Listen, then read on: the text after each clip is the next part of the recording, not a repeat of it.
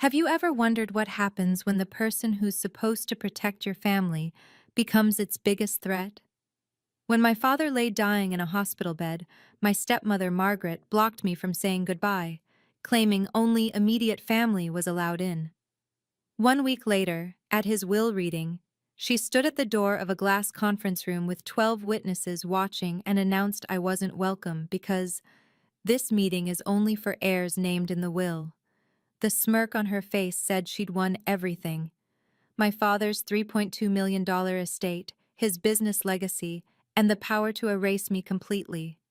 But what Margaret didn't know was that my father had prepared for this moment 2 years earlier, leaving me something that would expose her deception to everyone in that room. Before we continue, please take a moment to like and subscribe, but only if this story truly resonates with you. I'd love to know where you're watching from and what time it is in your part of the world. My name is Olivia Davidson, 32 years old, and this is the story of how I learned that sometimes the quietest response carries the most power. Growing up, I never measured success the way Margaret and her children did. While my stepbrother Bradley climbed the investment banking ladder, pulling in $400,000 a year by age 28, I chose to become an art therapist. My annual salary of $45,000 barely covered my studio apartment in Queens, but every day I helped traumatized children express what words couldn't capture. Margaret never missed an opportunity to remind me of this failure. At family dinners, she'd gesture around their Westchester mansion and say, "This is what real careers build, Olivia. Your father worked himself to the bone so you could play with crayons?" My father, Robert Davidson, saw it differently. He'd built his logistics company from nothing into a multi-million-dollar operation, but he understood value beyond numbers. Some investments mature in hearts, not portfolios, he'd tell me privately after Margaret's lectures. What you do for those kids matters more than Bradley's derivatives ever will. But Margaret had already begun her campaign to position me as the family disappointment. The contrast became sharper at every gathering. Jessica, Margaret's daughter, worked at her mother's marketing firm, a senior consultant position created specifically for her. She'd never landed a single client independently, but Margaret praised her business acumen constantly. Meanwhile, my work with survivors of abuse was dismissed as noble but impractical. Margaret once introduced me to her country club friends as Robert's daughter who does crafts with children. Isn't that sweet? What hurt most wasn't the dismissal of my career, but watching my father grow quieter at these moments. He'd squeeze my hand under the table, a silent apology for not confronting his wife publicly. I didn't know then that he was documenting every slight, every deliberate exclusion, building a case that would matter when I needed it most. Thanksgiving 6 months before my father died should have been a celebration. Instead, it became the night I realized how orchestrated Margaret's cruelty had become. She'd forgotten to prepare anything vegetarian, despite my dietary choices being the same for 5 years. "Oh, Olivia, I completely spaced. But there's salad," she said, gesturing to a bowl of iceberg lettuce while Bradley carved the turkey. Jessica spent the entire dinner describing her latest achievement, a promotion to Vice President of Strategic Initiatives. "Mom says I'm the youngest VP in company history," she beamed, failing to mention the company had exactly 3 employees. Bradley nodded approvingly while discussing his latest deal. $2 million in commission this quarter alone. That's what I call a real Thanksgiving blessing. My father sat at the head of the table, his face notably pale, a persistent cough interrupting his attempts to eat. When I expressed concern, Margaret waved dismissively. "Your father's just been working too hard. Unlike some people, he understands responsibility." The dig was clear. My choice to work with traumatized children rather than chase money was seen as irresponsible. Then something unexpected happened. During dessert, my father set down his fork and looked directly at me. "Olivia, I need you to meet with Morrison next week, Tuesday, 2 o'clock. Morrison was his attorney for 20 years. Margaret's face tightened. Why would she need to see James? My father's response was calm but firm. "Some investments are worth more than money, Bradley, And some things need to be documented properly. The table went silent. Jessica nervously checked her phone. Bradley exchanged glances with his mother. Margaret's smile became fixed, artificial. Well, whatever you think is best, darling. But her eyes, when they met mine, were cold, calculating. That night, I didn't know my father had already been diagnosed with stage 3 cancer. The prescription bottles in the trash changed everything. I'd stopped by my father's house to return a book when I noticed them. Powerful painkillers, oncology medications, drugs I recognized from my work with terminally ill children. When I confronted Margaret, her performance was flawless. Your father didn't want to worry you. It's just preventive care, some tests. You know how doctors overreact these days. But Bradley knew. He let it slip during a phone call I overheard. Mom said not to worry her about Dad's treatments. She's too emotional to handle it properly. Too emotional. The woman who'd held crying children through chemotherapy was apparently too fragile to know her father was fighting cancer. I called my father's physician directly. I'm sorry, Ms. Davidson, but I can only discuss your father's condition with authorized family members. The receptionist's tone was apologetic but firm.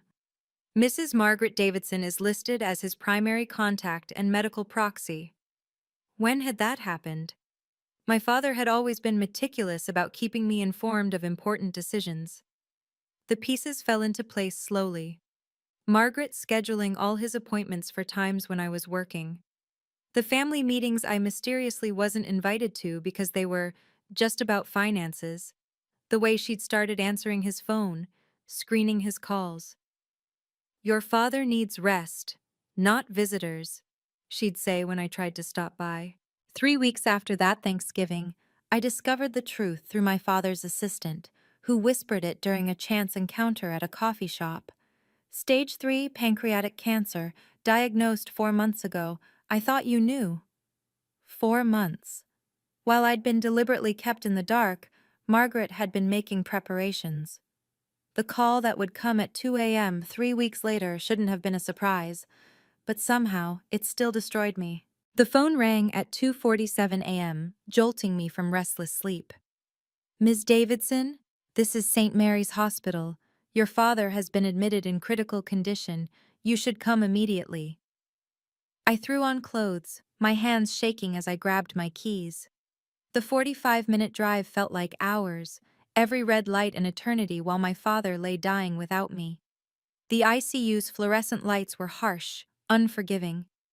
I could see him through the glass, tubes, machines, the rhythmic beep of monitors. But when I tried to enter, a nurse blocked my path. I'm sorry, but you're not on the approved visitor list. My legs nearly buckled. That's my father. I'm his daughter. His actual daughter. The nurse consulted her tablet, sympathy flickering across her face. Mrs. Margaret Davidson specified immediate family only, herself and her 2 children, Bradley and Jessica. Through the window, I watched Margaret sitting beside my father's bed, holding his hand, playing the devoted wife while his biological daughter stood helpless in the hallway.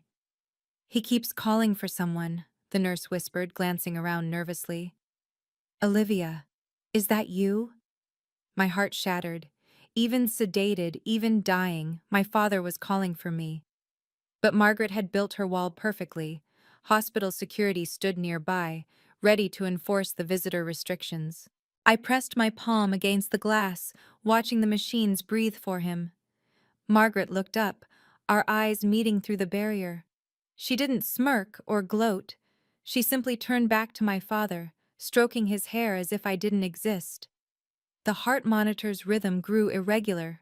Alarms began sounding. Medical staff rushed in, pushing Margaret aside. At 3:15 a.m., the alarms went silent. The doctor emerged, his face grave. My father was gone, and I never got to say goodbye. Time of death, 3:15 a.m., the doctor announced to the hallway.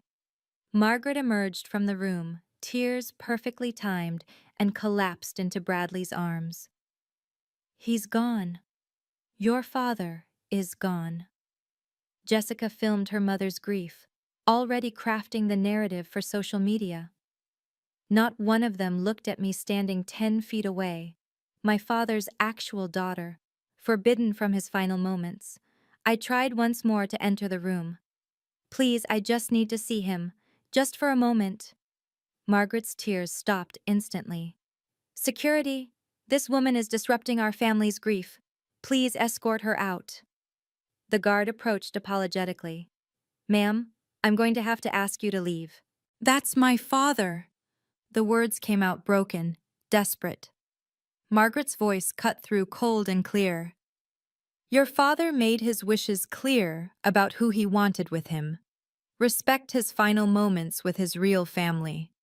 Real family. As if 28 years of being his daughter meant nothing. The security guard guided me toward the elevator. Behind us, I heard Margaret instructing the nurse. No one else is to see him. We need privacy to grieve. But as the elevator doors began closing, a different nurse, the one who'd whispered to me earlier, slipped something into my hand. It was my father's handkerchief, the one with his initials that he always carried. He was holding this, she said quietly. Keep it. That small act of kindness broke me. I sat in my car in the hospital parking lot until dawn, clutching that handkerchief, breathing in the faint scent of his cologne.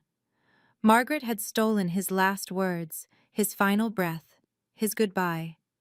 But she couldn't steal the 28 years of love that came before, though God knows she would try.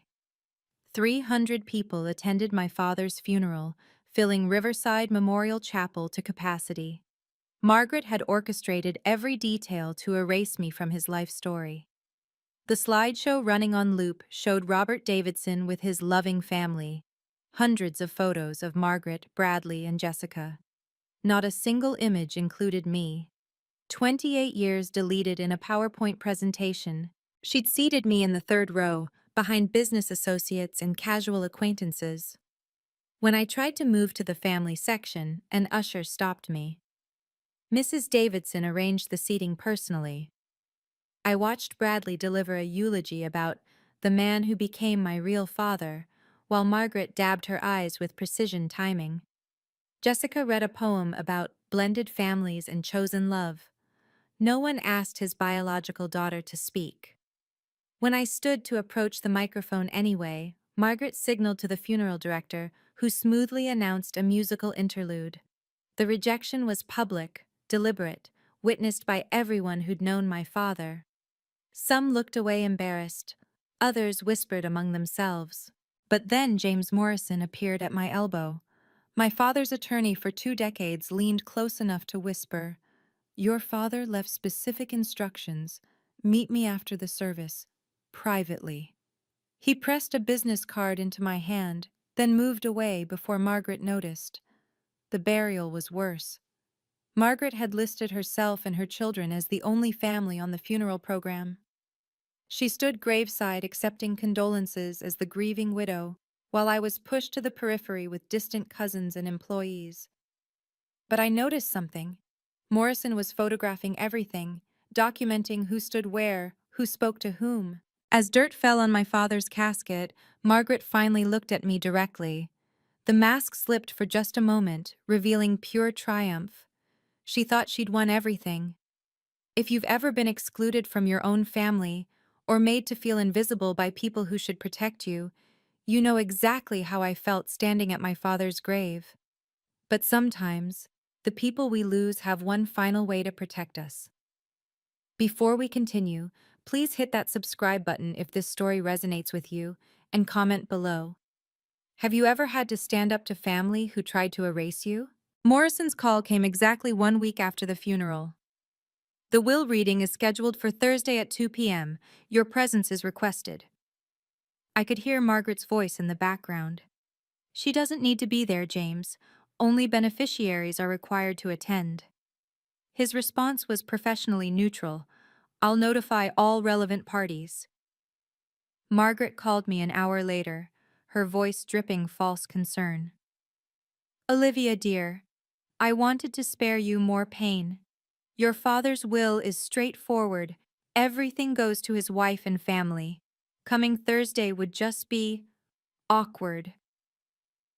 The word hung between us like a threat. "I'll be there," I said simply. "Check for yourself if you don't believe me. Your name isn't in it." "I said I'll be there, Margaret." Her tone sharpened. "You'll embarrass yourself, in front of lawyers, witnesses, everyone. Your father made his choice clear." Then softer, almost pitying. "I'm trying to protect you from more hurt." That evening, a separate email arrived from Morrison, encrypted and marked confidential. "Ms. Davidson, please bring any documents your father may have given you. Any papers, recordings, or materials dated within the last 5 years. This is important." The specificity was intriguing. Documents my father gave me. Not left for me, not about me, gave to me directly. I thought about the meeting my father had mentioned at Thanksgiving, the one Margaret had questioned. Tuesday at 2 o'clock with Morrison, but my father died before that meeting could happen.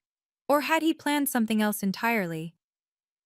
Margaret texted Bradley and Jessica that night. I know because Jessica posted about it, unable to resist social media even now. "Family meeting tomorrow. Big changes coming. Hat blessed. Family first." The vultures were circling, confident in their feast. My father's home office had been locked since his death, but I still had my childhood key. Margaret didn't know about the hidden safe behind his bookshelf, the one he'd shown me on my 16th birthday. "Some things are just between us, sweetheart," he'd said, teaching me the combination. My mother's birthday, the woman who'd died when I was 4. Inside the safe, among birth certificates and old photos, was a navy blue folder I'd never seen before. A post-it note in my father's handwriting read, "For Olivia, when the time comes." My hands trembled as I opened it. Legal documents, notarized and dated 2 years ago. A USB drive taped to the inside cover. The header on the papers made my breath catch. "Davidson Family Trust Amendment. 2 years ago." Before the cancer diagnosis, before Margaret's escalation, my father had been preparing. The documents were dense with legal language, but certain phrases stood out. Irrevocable trust, designated trustee, in the event of deliberate exclusion or isolation. He'd known.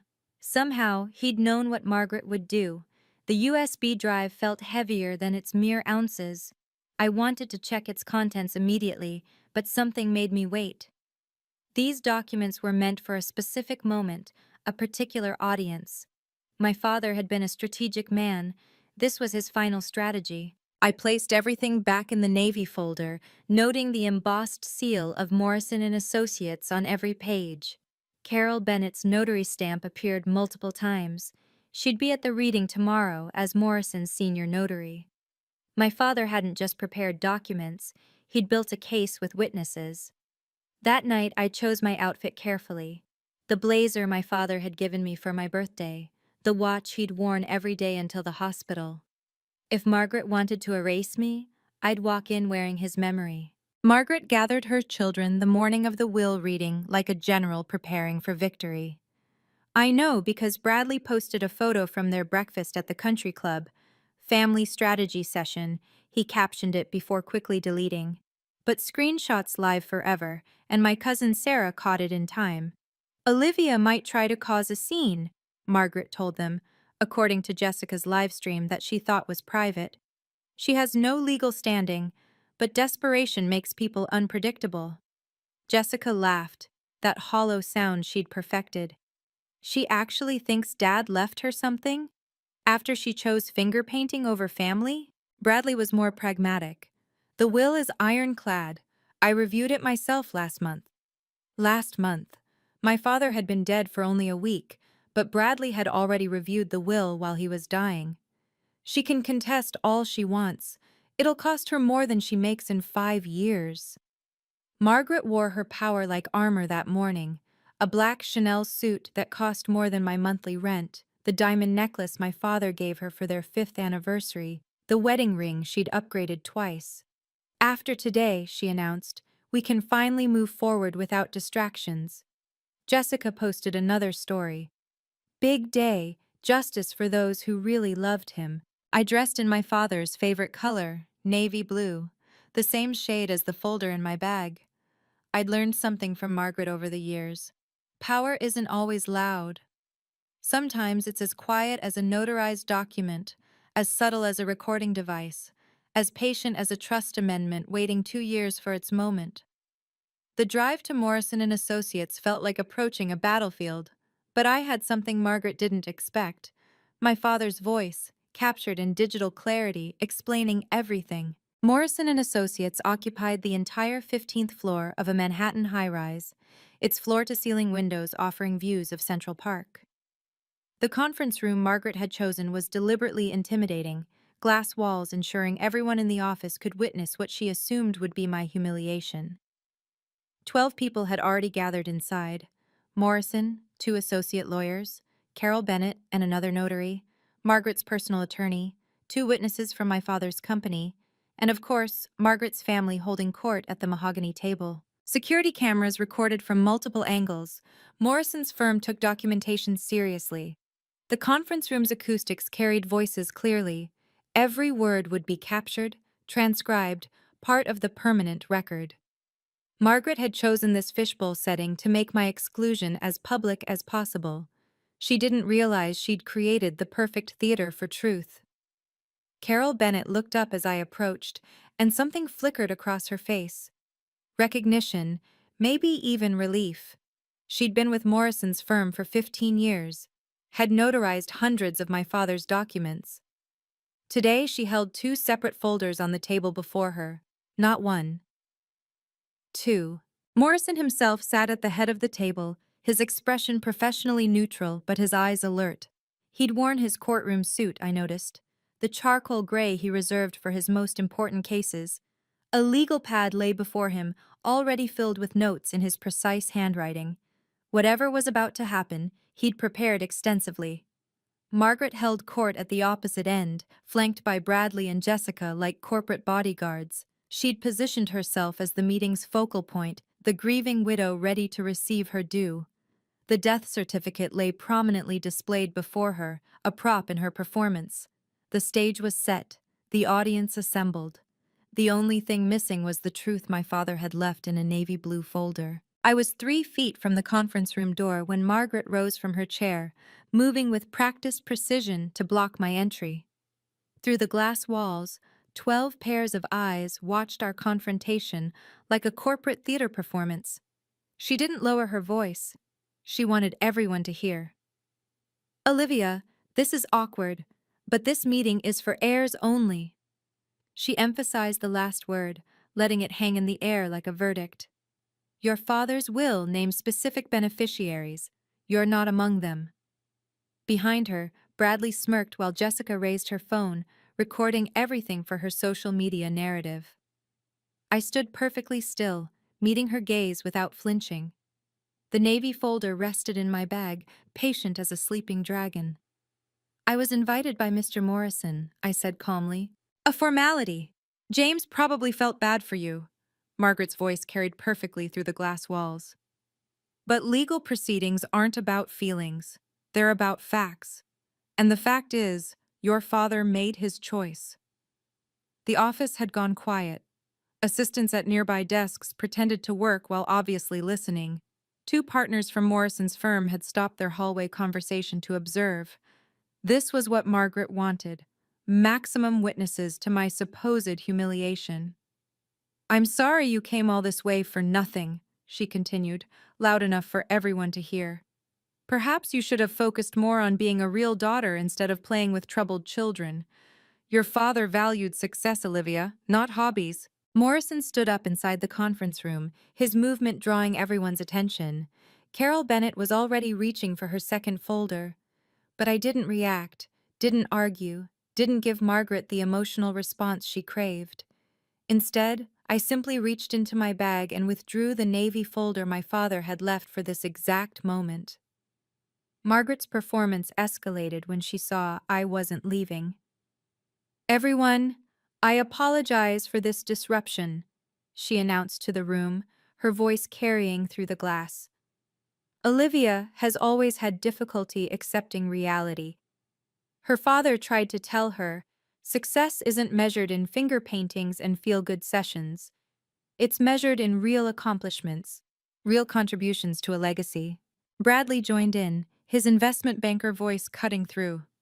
This is a business matter, Olivia, not a charity case. Dad understood that, even if you never did. The dad stung. My father, reduced to his claim. Your little art projects, Margaret continued. They're sweet, really, but they won't pay for lawyers when you try to contest this will. And you will try, won't you? Because you've never understood that love doesn't automatically mean money.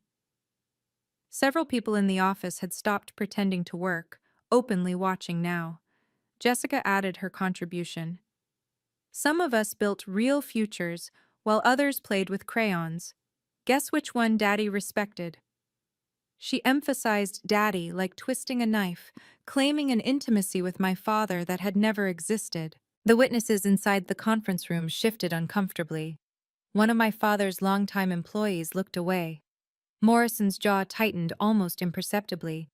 But I remained silent, letting Margaret's cruelty fill the space, letting everyone hear exactly who she was. Robert knew who deserved his legacy, Margaret declared, her finale approaching. He knew who truly stood by him, who understood his values, who built something meaningful with their lives. And sweetheart, she leaned closer. It wasn't the girl who chose welfare work over wealth. That's when I pulled out the Navy folder completely, holding it where everyone could see.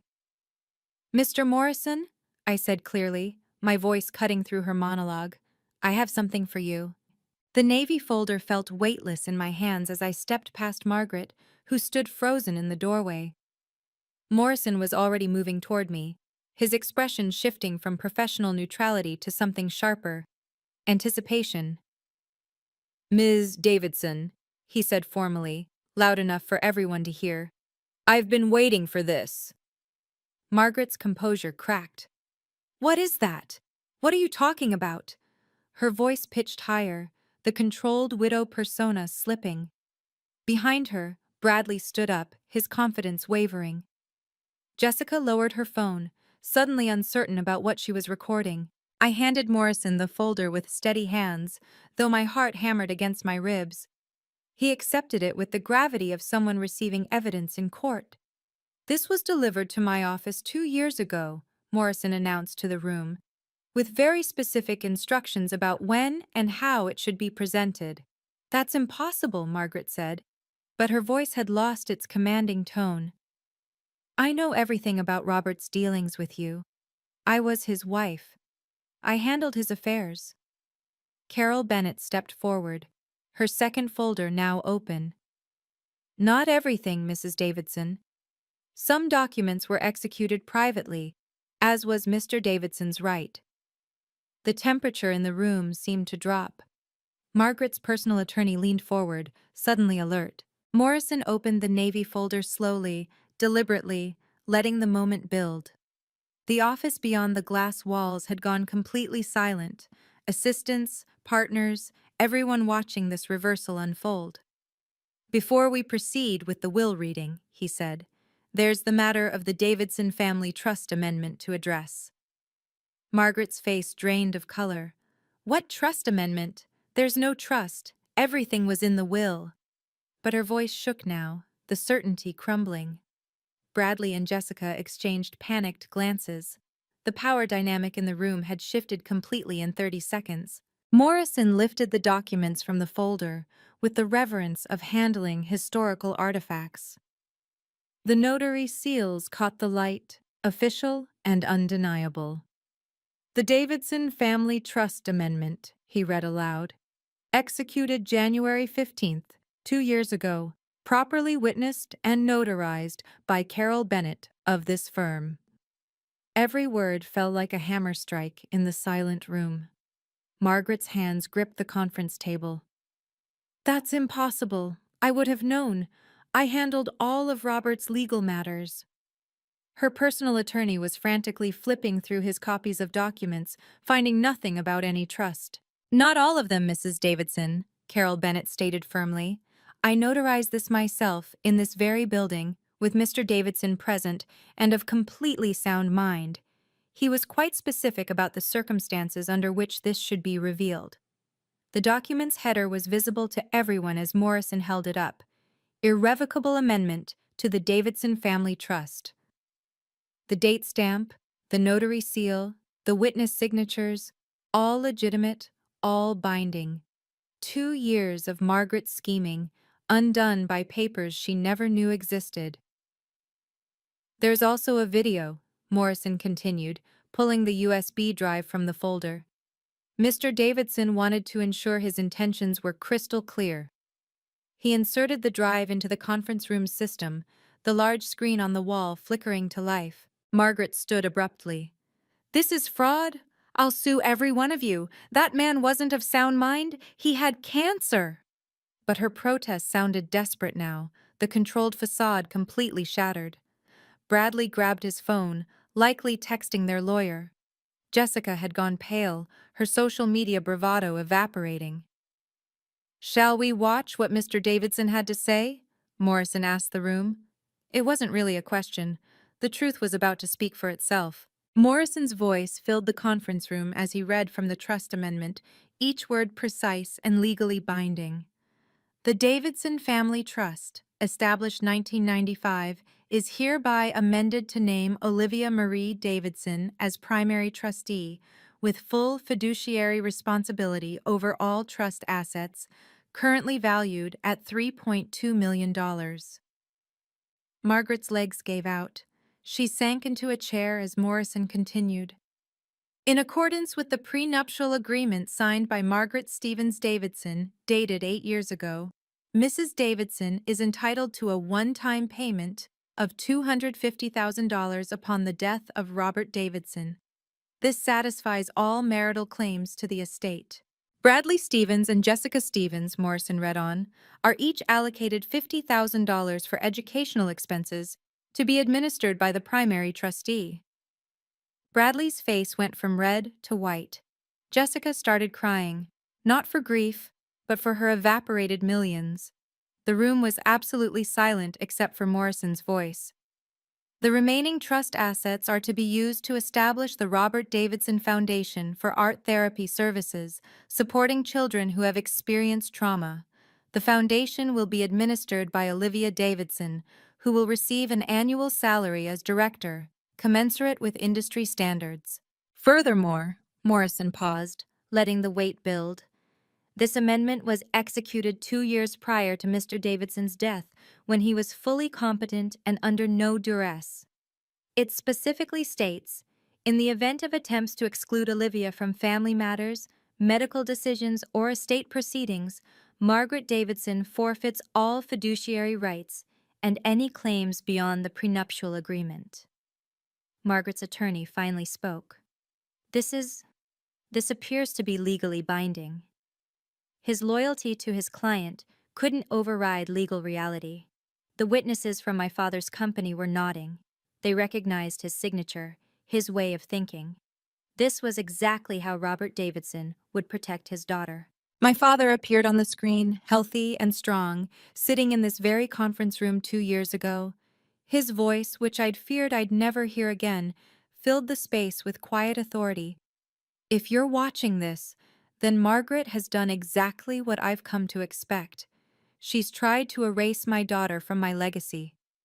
Tears ran down my face silently as he continued. I'm recording this of sound mind and body, before any illness, before any diagnosis. I see how Margaret treats Olivia.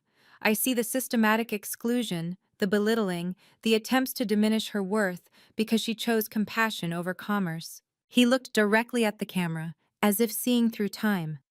Olivia, your work with traumatized children is worth more than any deal Bradley ever closed, more than any fabricated position Jessica holds. You save lives with art, with patience, with love. That's a legacy money can't buy. Then his tone hardened. Margaret, I know about the separate bank accounts you think I haven't discovered. I know about your promises to your children about their inheritance. I've recorded our conversations, yes, multiple ones, where you discussed keeping Olivia away once I'm gone. Margaret made a strangled sound. My father continued, Every manipulation, every cruel comment, every attempt to isolate my daughter has been documented. The hospital will be very interested in how you managed to alter my medical proxy forms without my consent. The forged signature is quite obvious when compared to authentic samples. The video had 30 seconds left. Olivia, sweetheart, I'm sorry I couldn't protect you more openly while I lived. But I could protect your future. Use this trust to help other children heal, the way you helped them while I watched with pride. You are, and always have been, my greatest achievement. Margaret shot to her feet, her desperation unleashing. This is forged! He was manipulated! Olivia must have drugged him, confused him.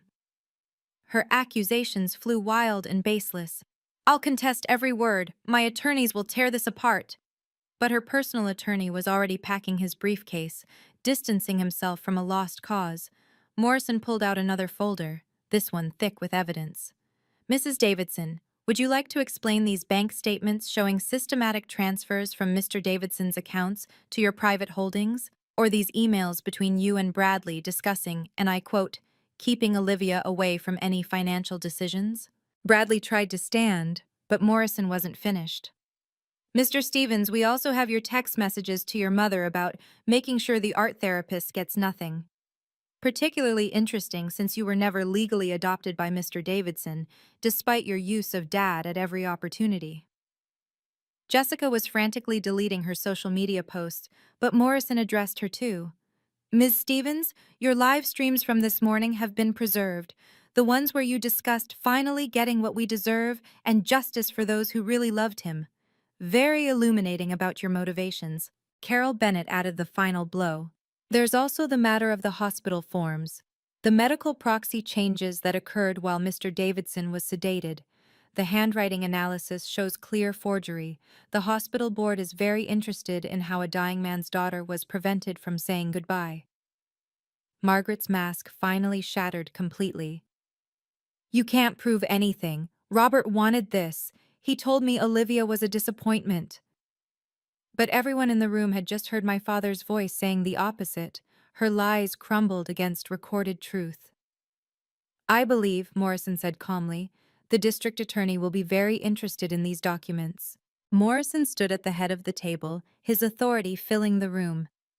By the power vested in me as executor of Robert Davidson's estate and legal representative of the Davidson Family Trust, I hereby recognize Olivia Marie Davidson as the rightful primary trustee, effective immediately. The words rang with finality. All associated bank accounts will be frozen pending audit, he continued. Mrs. Davidson, you have 30 days to vacate the family residence, which is held in trust. Your personal belongings will be returned to you. The house remains part of the trust assets. Margaret slumped in her chair, defeated. 8 years of manipulation dissolved in minutes. Bradley Stevens and Jessica Stevens, your educational allowances will be available upon submission of legitimate enrollment documents to Ms. Davidson. Neither could meet my eyes. Their social media empires and fabricated success stories meant nothing now.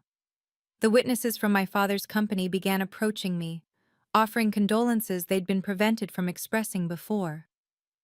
Your father talked about you constantly, one said. He kept every article about your therapy center, every photo of the children you helped. The family friends Margaret had kept away started revealing themselves, admitting they'd never believed her stories. Margaret's attorney formally withdrew representation. This is beyond my scope, he stated, leaving quickly. Her isolation was complete. The same isolation she'd forced on me, returned threefold. Bradley and Jessica sat frozen, their mother's promises of millions evaporated, their futures suddenly uncertain. I hadn't smiled once through the entire revelation. This wasn't about revenge or satisfaction. This was about justice, delivered quietly and professionally, exactly as my father would have wanted. The power Margaret had wielded through manipulation and cruelty had been replaced by something stronger, truth, documented and undeniable. The trust administration begins immediately, Morrison announced. Meeting adjourned. Justice doesn't always come with fanfare. Sometimes it arrives quietly in a Navy folder, prepared by someone who loved you enough to protect you even after they're gone. If this story of standing firm in your truth resonates with you, please share it with someone who needs to hear that patience and dignity can triumph over manipulation.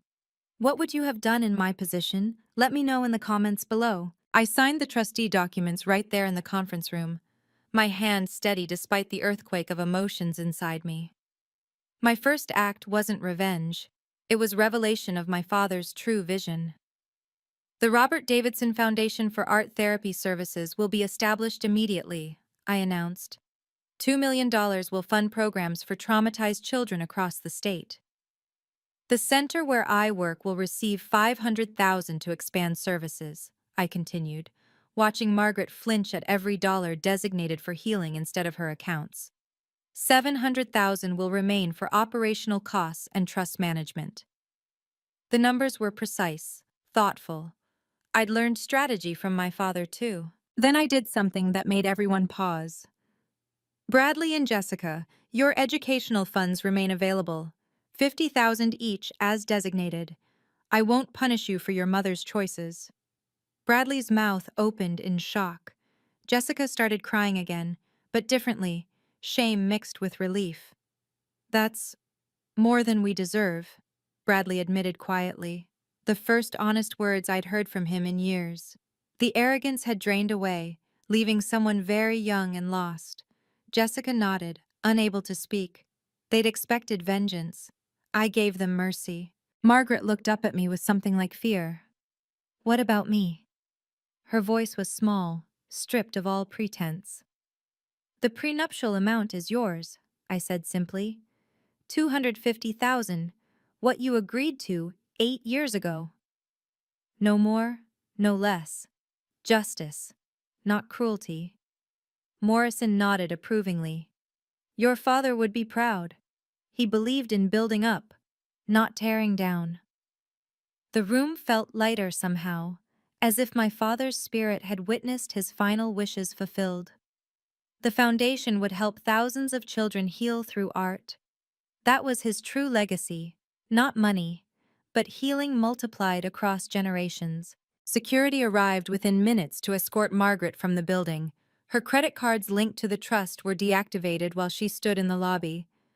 The Lexus she'd driven, registered to the trust, required immediate return. She stood on Park Avenue, designer suit wrinkled, calling for an Uber with shaking hands. Bradley, I need a ride, she said into her phone. His response was audible to everyone nearby. I can't, Mom. I need to figure out my own situation. The son she'd promised millions wouldn't even drive her home. Jessica didn't answer at all. She was too busy deleting years of lifestyle posts built on stolen money. By the time Margaret reached the house, neighbors were already whispering. Someone had live-streamed the confrontation at Morrison's office. The country club friends who'd praised her business acumen were group texting about the scandal. The charity boards she'd joined for status were scheduling emergency meetings about her removal. Her lawyer friend Richard, who'd always flirted at parties, wouldn't take her call. Your prenup is ironclad, Margaret, his secretary informed her. Mr. Harrison suggests you seek other counsel. Even her allies distanced themselves from the radioactive fallout of her exposure. The moving company arrived the next morning with boxes and a 30-day notice. Margaret stood in the foyer of the house she'd redecorated 3 times with my father's money, watching strangers catalog items that belonged to the trust. The paintings she'd bought, the furniture she'd selected, all of it purchased with funds that were never truly hers. Your personal items from before the marriage will be packed separately, the supervisor informed her professionally. Those items filled exactly 3 boxes. 8 years of luxury reduced to 3 boxes of premarital possessions. The same reduction she'd tried to force on me, daughter to nothing, reversed completely. The hospital investigation began within 48 hours. Their legal department had questions about visitor restrictions and medical proxy changes that occurred while my father was heavily sedated. The forged signatures Margaret had used to bar me from his room constituted fraud and potentially elder abuse. The head of patient advocacy called me personally to apologize. Your father asked for you repeatedly in his final hours, she confirmed, reading from the nurse's notes. The staff was troubled by the restrictions but felt bound by the paperwork. Each word validated what I'd suspected. My father had wanted me there, had called for me while Margaret played gatekeeper to his death. I chose not to pursue criminal charges, despite Morrison's encouragement. I want accountability, not a circus, I told him. The media had already picked up the story. Stepmother blocks daughter from dying father, loses everything. But I declined every interview request. This wasn't entertainment. It was my father's life, my loss, my truth. Margaret faced consequences anyway. The hospital banned her from their premises. Her employer launched an internal investigation after learning about the fraud. She'd used company resources to research forging documents. Within 2 weeks, she was terminated for ethics violations. The dominoes fell steadily, naturally, without my intervention. Bradley's firm suggested a transfer to their Dallas office, a lateral move that everyone recognized as exile. His reputation as a rising star dimmed once colleagues learned about his eager participation in defrauding his stepfather's daughter. Jessica's law school application was quietly withdrawn after the admissions board raised questions about her character. The truth had its own momentum. I didn't need to push. I just needed to stand back and let consequences flow from actions, exactly as my father had predicted they would. Within 3 weeks, Margaret's carefully constructed social empire collapsed entirely. The country club revoked her membership after reviewing her financial situation. The charity boards she'd joined for prestige quietly requested her resignation. The women who'd lunched with her every Wednesday suddenly had scheduling conflicts. Social exile, swift and complete. My father's business partners reached out with stories Margaret had hidden. Robert talked about you constantly, his CFO told me. He kept a photo of you with the kids from your therapy center on his desk. Margaret would turn it face down during meetings, but he'd always set it right back up. They donated generously to the foundation, honoring the man they'd actually known versus Margaret's fabrication. Bradley's transfer to Dallas became permanent. His Instagram, once filled with Manhattan power lunches and investment banking glamour, went dark. A colleague told me he'd been assigned to back-office operations. No client contact, no commission opportunities. The golden boy who'd called my father Dad while scheming against me was learning what actual work meant. Jessica's influencer career evaporated overnight. Brands dropped their partnerships. Her followers, who'd enjoyed her luxury lifestyle content, turned vicious when they learned it was built on a dying man's stolen money. She deleted all her accounts and enrolled in community college, paid for with her own retail job earnings, not trust funds. The ripple effects reached people I hadn't expected.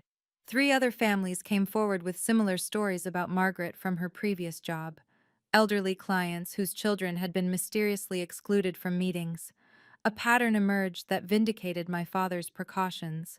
He hadn't just protected me, he'd stopped her from doing this to anyone else. My father's friends formed a protective circle around me, the support system Margaret had tried to sever. His legacy lived not in her manipulations, but in their memories. The house felt different without Margaret's presence poisoning it. I walked through rooms I'd been subtly unwelcome in for years, discovering pieces of my father she'd hidden. In his study, behind tax documents, I found letters he'd written to me, but never sent, dated during his illness, when Margaret controlled his communications. My dearest Olivia, one began, if you're reading this, then Morrison did his job. I'm sorry I couldn't fight her more openly. Every time I tried, she threatened to use my illness to declare me incompetent. So I fought quietly, documenting everything, preparing for this moment. His handwriting, shaky from medication but determined, filled pages with love and strategy. In his closet, I found the album Margaret had hidden, photos of my mother, of me growing up, of every art show and graduation she'd claimed he was too busy to attend. He'd been there, in the background, taking pictures Margaret never knew existed. On the back of one from my therapy center's opening, proudest day of my life. The most precious discovery was a voice recorder in his bedside drawer. Hours of messages meant for me, recorded during his final months. Olivia, it's Tuesday, 3 a.m. Margaret's asleep. I wanted to tell you about the time you painted that butterfly at age 4. His voice, weak but warm, sharing memories Margaret couldn't steal. I started therapy myself, real therapy, not the performance of strength I'd maintained for so long. The therapist helped me understand that my father's inability to protect me openly wasn't weakness, but strategy. He'd played a longer game, ensuring permanent protection rather than temporary intervention. Grief and relief tangled together as I healed. I'd lost my father twice, once to Margaret's manipulations, then to death. But I'd found him again in these hidden treasures, his love preserved in paper and voice. My father's siblings emerged from 5 years of Margaret-imposed silence.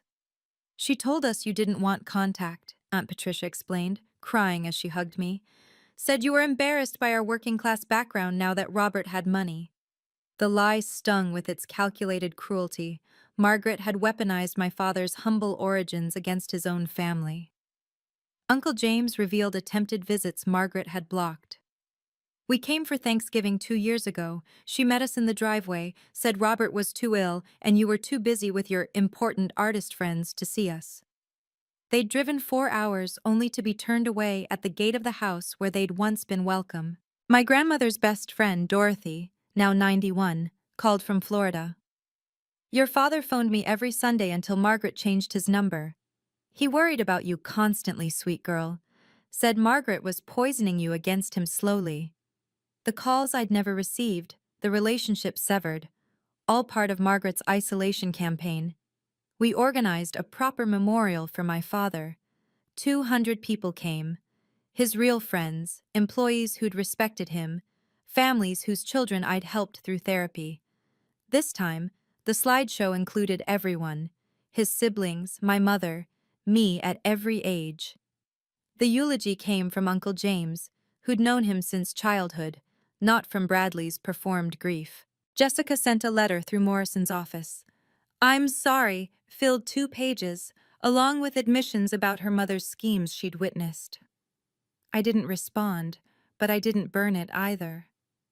Bradley sent nothing, his silence its own form of acknowledgement.